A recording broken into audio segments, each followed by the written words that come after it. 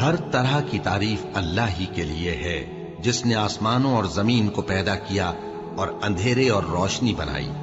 پھر بھی کافر دوسری ہستیوں کو اپنے پروردگار کے برابر ٹھہراتے ہیں۔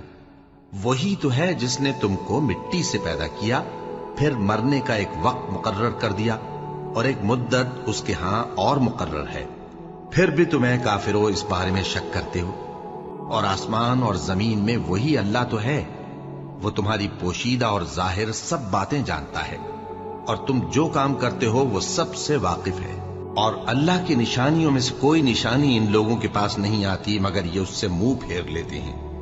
جب ان کے پاس حق آیا تو اس کو بھی انہوں نے جھٹلا دیا، سو ان کو ان چیزوں کا جن سے یہ ہنسی کرتے ہیں ان قریب انجام معلوم ہو جائے گا۔